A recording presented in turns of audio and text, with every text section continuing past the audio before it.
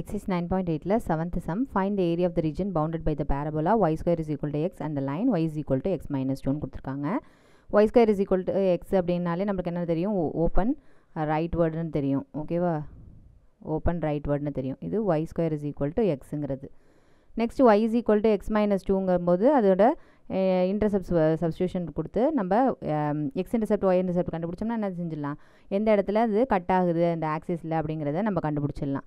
ஓகேவா, first x is equal to 0 substitution பண்ணுங்கள். அப்போ என்ன ஆகும், y is equal to minus 2 கிடைக்கும். So 0, -2. Next y is equal to 0 substitution பண்ணிங்கன்னா x is equal to 2 கிடச்சிரும். ஸோ 2, 0 எங்கெங்கே டச் ஆகுதுங்கிறது தெரிஞ்சு போய்ட்டு, இது 1 இது 2, இந்த இடத்துல என்னது மைனஸில் வருதா, ஸோ இங்கே -1 -2. ஸோ இப்படி கனெக்ட் ஆகுது, இப்படி கனெக்ட் ஆகிடுச்சு. ஓகேவா, இப்போ நம்ம எந்த ரீஜன் கண்டுபிடிக்கணும், இந்த பேரபோலாவுக்கும் இந்த லைனுக்கும் நடுவில் உள்ள ரீஜனை கண்டுபிடிக்க வேண்டியதுதான். இது 0. இப்போது நம்ம லிமிட்ஸ் வந்து இப்படி கண்டுபிடிக்கிறோன்னு வச்சுங்களேன், எக்ஸில் வச்சு கண்டுபிடிக்க கஷ்டமாக இருக்கும். இந்த இடத்துல இது ரெண்டும் மீட் ஆகுதா, இந்த இடத்துல இப்படி போடுவோம். அடுத்தது இது ரெண்டும் மீட் ஆகுறது இந்த இடத்துல. அப்போ இந்த ரீஜன் ஃபுல்லாக பவுண்ட் ஆகலை பாருங்கள். அப்போ என்ன செய்யணும், ஒய்யினுடைய வேல்யூவில் நம்ம கண்டுபிடிச்சிக்கணும். அதாவது ஒய்யோட லிமிட்ஸை கண்டுபிடிச்சி அதில் நம்ம ஆன்சர் ஏரியாவை நம்ம கண்டுபிடிக்கலாம். ஓகேவா, அப்போ நம்ம என்ன செய்யலாம், இந்த ரெண்டு ஈக்குவேஷனையும் நம்ம ஈக்குவேட் பண்ணிக்கலாம். ஆறு வந்து இங்கே x is equal to y ஸ்கொயர்னு இருக்கு இல்லையா, இதை கொண்டு போய் இங்கே சப்ஸ்டிடியூஷன் கொடுங்க. அப்போ என்ன ஆகும்னு பாருங்கள், y square is equal to x, y equal to x minus 2னு இருக்கு இல்லையா, இந்த ஃபஸ்ட் ஈக்குவேஷனை கொண்டு போய் இந்த செகண்ட் ஈக்குவேஷனில் சப்ஸ்டிடியூஷன் பண்ண வேண்டியதான். Use 1 in 2. அப்போ என்ன ஆகும், y is equal to y square minus 2னு ஆகிடும். இந்த y ஒரு பக்கமாக எடுத்துகிட்டு போயிடுங்க. அப்போ y square minus y minus 2 is equal to 0. Product -2, sum வந்து -1. அப்போ என்ன ஆகும், 2, 1.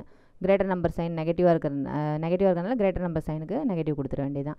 அப்போ y -2னு ஒரு ஃபேக்டர், y + 1னு ஒரு ஃபேக்டர் கிடைக்கும். ஸோ இதுலேருந்து நமக்கு என்ன கண்டுபிடிச்சிடலாம், y is equal to 2, y is equal to -1.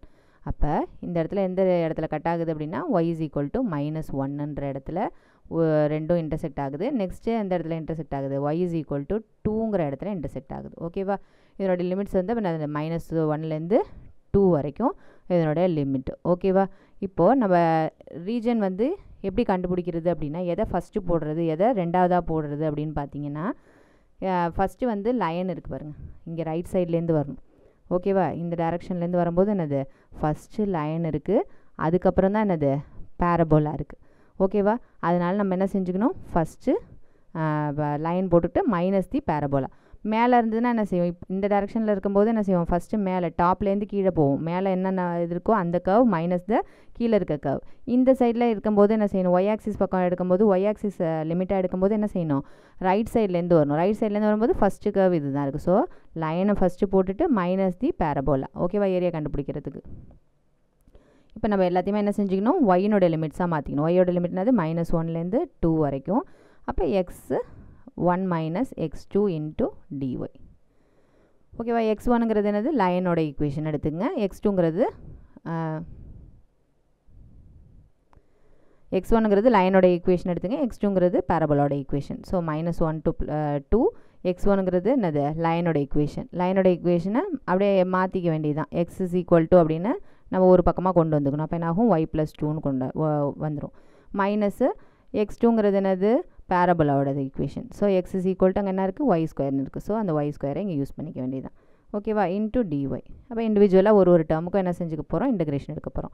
Integrate yன்னா என்ன ஆகும், y பவர் 1ங்கும்போது y பவர் 1 + 1 2.